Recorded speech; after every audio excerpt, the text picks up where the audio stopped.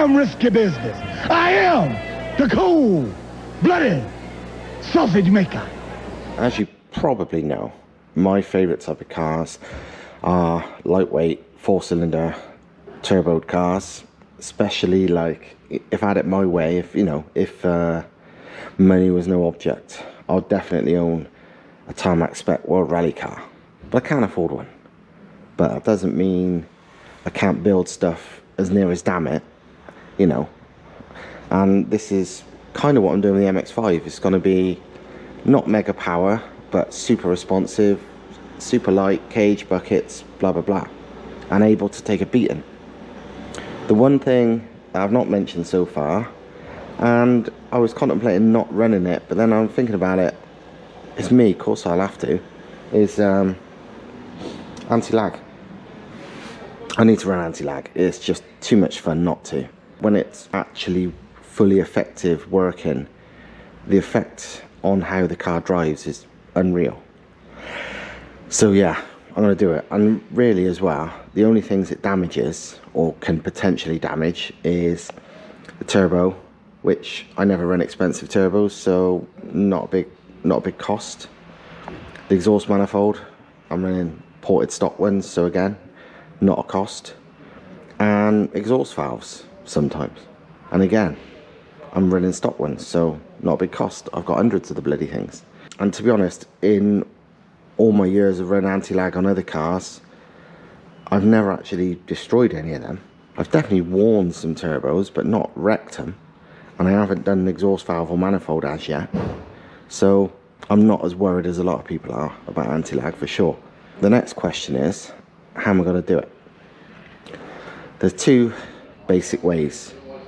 You've got throttle bypass or entire engine bypass, so what they call fresh air anti-lag, so straight into the manifold. I've got the valves that will do both. These are Evo, what they call SAS valves, but basically fresh air anti-lag valves that Evos came with a standard to homologate for Group N and Group A rallying.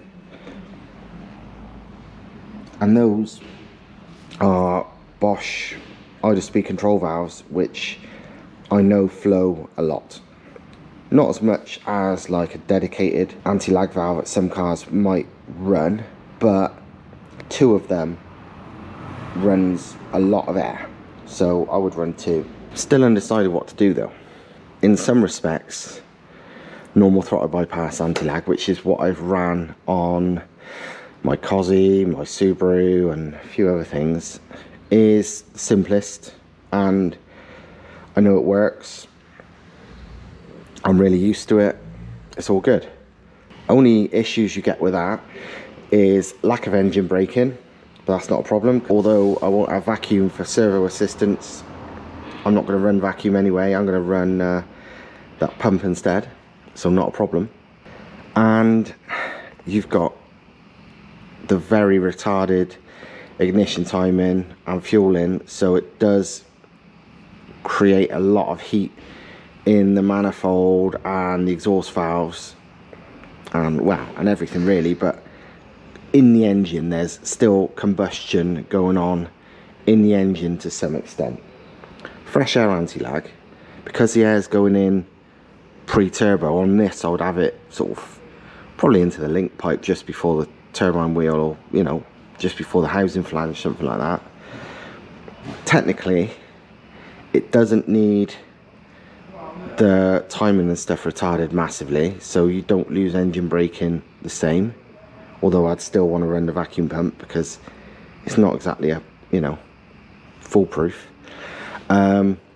Technically you're not going to be heating up the exhaust valves and stuff because of the retarded ignition as badly, and also because the combustion will be starting from where the anti-lag valves are, rather than with throttle bypass it'll be literally here.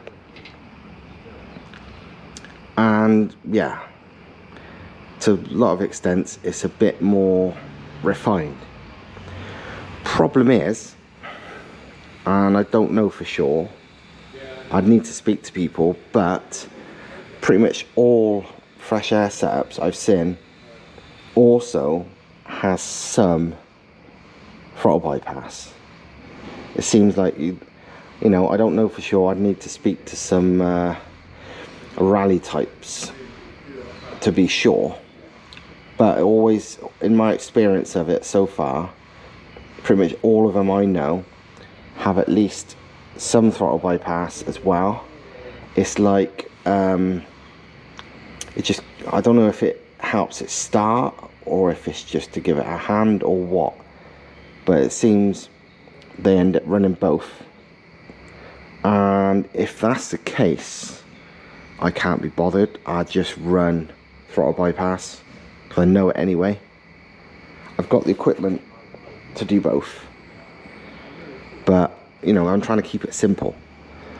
The one advantage of just throttle bypass anti-lag as well is I've got loads of room on the inlet side, whereas the exhaust side of things around here, you got turbo, wastegate, you know, there's just nowhere near as much room to put stuff.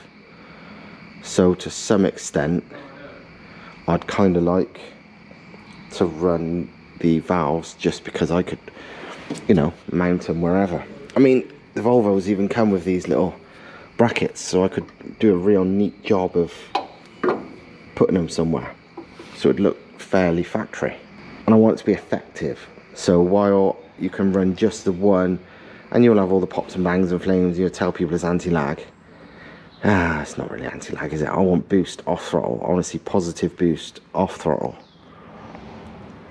and I can definitely do that throttle bypass anti-lag. So yeah, we will see, but for now I'm going to mock some stuff up, work out where things can go, and that might help me make my mind up. Yeah, that took all of 5 minutes to decide. I'm definitely just going to run the normal throttle bypass anti-lag.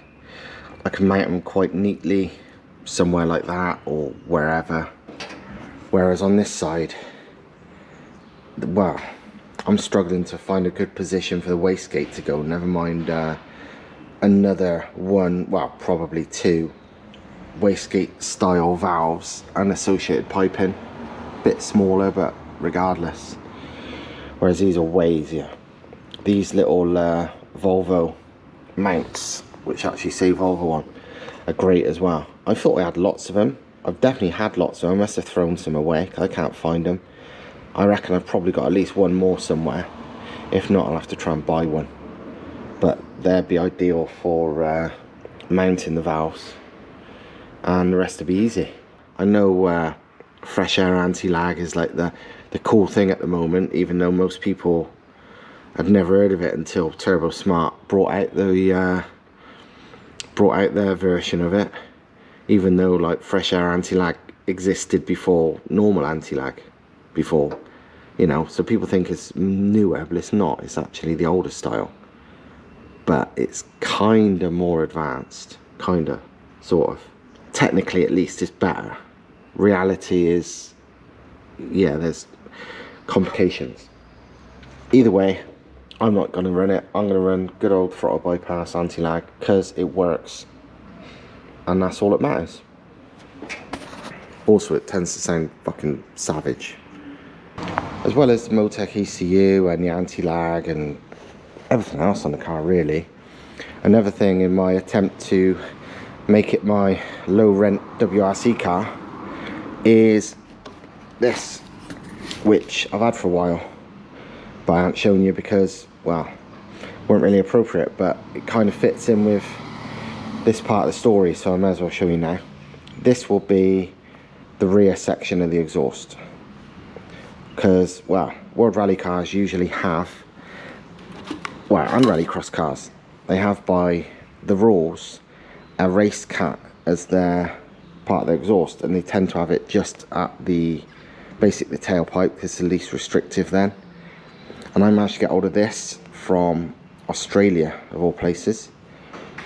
It's a 4-inch 100 cell, so, you know, as open as you can get. 4-inch 100 cell race cat. So that will be like my tailpipe. And this, which I've had for years, I think I may as well use. It's kind of bullshit. it's one of those things that they call it like a race silencer in America. It's almost like a bullshit silencer just to say you've got a silencer on your car for rules, but it is supposedly will do something, and I've owned it forever. I had it when I had my RX-7, so I might as well bloody use it. And I'm going to run that like something like that can be the back box. That's all 4-inch. The rest of the system is just going to be 3-inch. It doesn't need to be anything much, and I'm going to try and make it not quiet, 'cause it can be quiet, but quiet enough that it's not ridiculous, so I can use it whenever, and ideally quiet enough to make it on track. But it's kind of down to what silencers I can make fit under the car, because there ain't much room. But that's going to be the final part of the system. One thing I learned from owning that RX-8 is cats make very little fucking difference to noise. Really don't. So well, race cats at least. I'm sure restrictive, you know, standard cats do, but race cats really don't muffle noise in any way. So this won't be doing much silencing, but I think this will be the final part of the exhaust. This will be the back box, which in my head, if I can, I just run it straight out the middle at the back. But it's down to what room there is, and I need to have the turbo mounted up first, and once that's done I can mount the exhaust, and then I can mount everything else around it. But yeah, I'm doing this, and the reason I'm doing this is you'd have probably seen how the exhaust was on the Volvo with exactly the same sort of setup, although it was a 3-inch 200 cell race cat, whereas this is like a 4-inch 100 cell race cat. But it was basically just like World Rally cars. Lots of flames, lots of glowing, lots of awesome.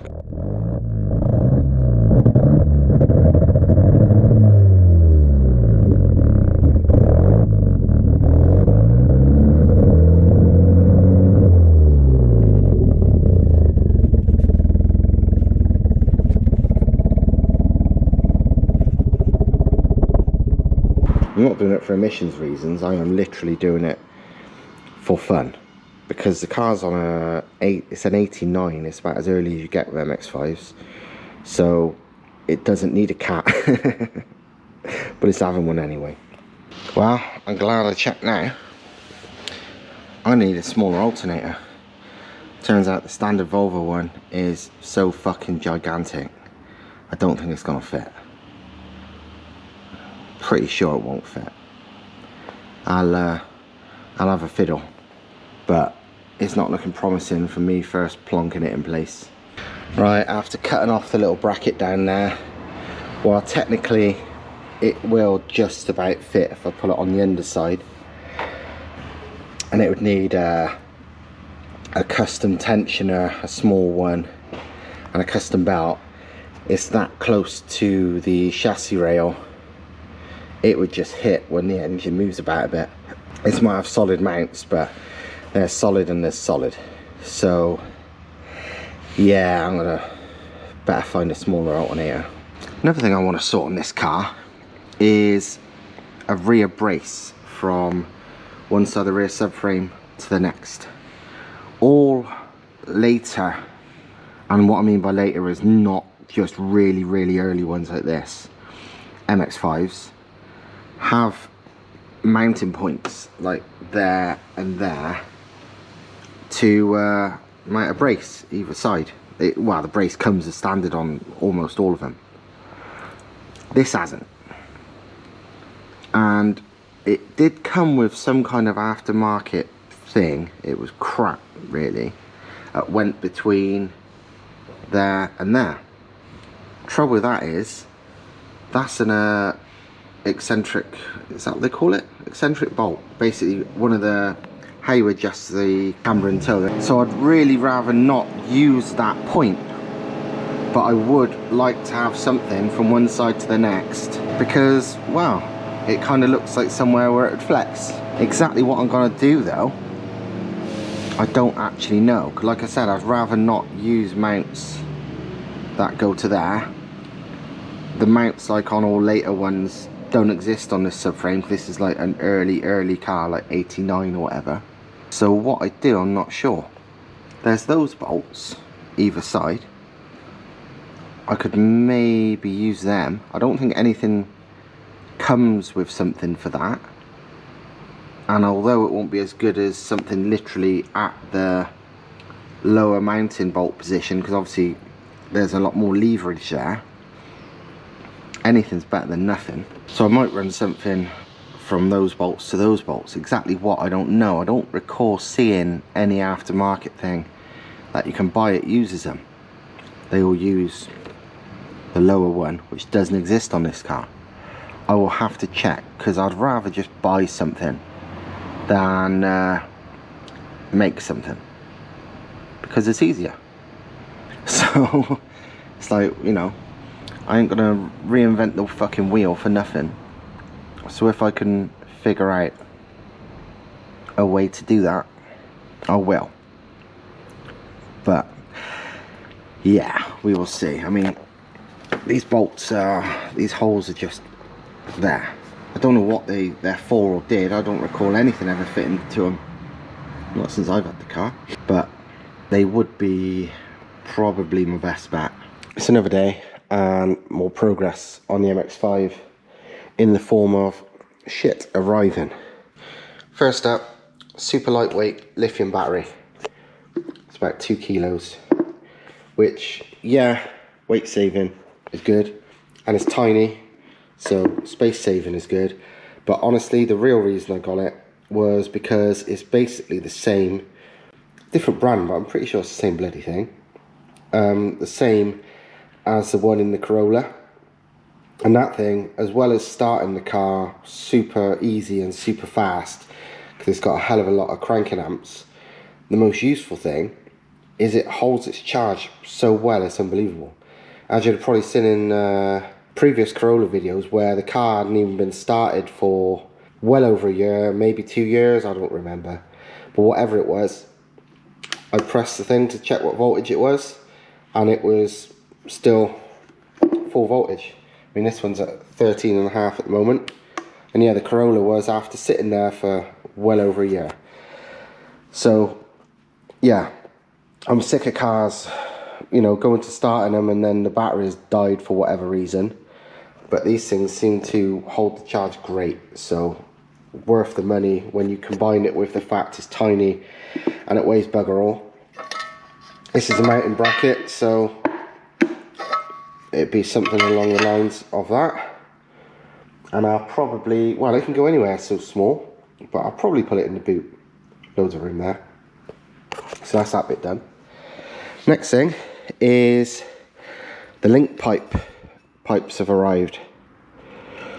2-inch schedule 10 stainless, which is that super fucking thick as anything pipe, so it'll handle the weight no problem. Probably only need 2 of them, maybe 1.5 of them, plus probably a little straight to go from the manifold to that. I'm not sure yet until I mock it back up, and then we will, well, once it's mocked up, I'll know what we're going to do with the wastegate takeoff. But first, just kind of need to get the turbo in its finalized place, and then just literally a job of seeing where the wastegate's going to fit. So, you know, job done. I've ordered a small, I think it's like a Kubota, like, what's that, going to be a digger or some shit, but a small lightweight alternator that will fit there. One of the ones the kit car people always use. Not turned up yet, but that will solve that problem. I'm pretty certain after reading into it that using the on-off pressure sensor from this big bloody vacuum pump, using a smaller Audi one, will also work fine. So that's another thing to do. And yes, it's all coming together nicely. I need to also measure the length between the clutch slave cylinder and clutch master cylinder, as in where I can, how long a pipe run will have to be, because it's probably easier for me, in all honesty, to get like a universal braided one, which turns out are pretty cheap, with the right fittings on both ends. I think it's M10 by 1 that side and M12 by 1 that side, I think. Yeah, with the correct fittings, and just run a universal braided one, but they come in different lengths. So if I measure it, then I can order one. It saves fucking about getting a custom made one, because although that's not difficult, why get anything custom made when you don't need to? Just, you're wasting time, and so no way. Well, that's the electric vacuum pump system in place and looking pretty cool, if I do say so myself. I'm pretty happy with that. Basically, I tidied up the pump mount and made sure it's all black so it suits everything. Cleaned up the pump itself, just a bit of wire wheel action because it's aluminium, so easy to clean. That is the pressure switch, well, the vacuum switch that turns it on and off. It comes in the line, which is useful. I didn't realise until I felt the line and was like, what the fuck? There's a one-way valve in there, so that's perfect. So it saves a job. But anyway, yeah, very neat, very simple. Takes up literally no extra room because it don't go past the brake booster. Super short pipes. Really chuffed with that really neat and compact solution. Well, that's the battery in place. I decided the best place, and really the easiest place to put it, was in the original position. Plenty of room there, easy to access. It was easy for me to make the mounting holes for it to all fit, and yeah, it's bang on. And the thing is with that, it's so light, it pretty much doesn't matter where you put it. It's not going to affect weight distribution. It's like, I think it's sub 2.5 kilograms even with the mounting bracket, so it's like whatever. But that's a nice, easy, accessible place to get to it. So yeah, ideal really. Easy to unbolt from underneath, like to, unbolt the bracket if I need to. Easy enough to get to the terminals. Not too close to anything, so it's not gonna short out on anything. So yeah, happy days. Really good progress, to be honest. I'm pretty pleased with myself. But yeah, that's just all the fuel line, because as I've said before, I can't realistically run the lines or even work out exactly where they're going to go until I do the exhaust, which in turn can't be done until we've done the link pipe. So that's there. Like I said before, I may end up running partially metal lines and running it through the car because there's not a lot of room underneath. Ideally, I'll just stick to these normal lines and run them underneath, but only time will tell. And honestly, I think that's about it for tonight. It's not late, but it means I can go home and edit this video, which means you can get it sooner, which means the, I don't know, 1,000 odd people that will end up watching it will see it sooner. So yeah, hope you liked it. Subscribe, like, comment, all the usual shenanigans, because anything to build up the channel will be good. I mean, it's coming on for 9,000 subscribers, but A, that's not many, and B, it still only equates to about 900 views per video average. So you know what I mean, it's like, I'm not making any money from this, believe me. This is just me showing you the shit I'm up to in my spare time, which I ain't got much of. So yeah, that's me done for tonight, and I will see you in the next video. See you later.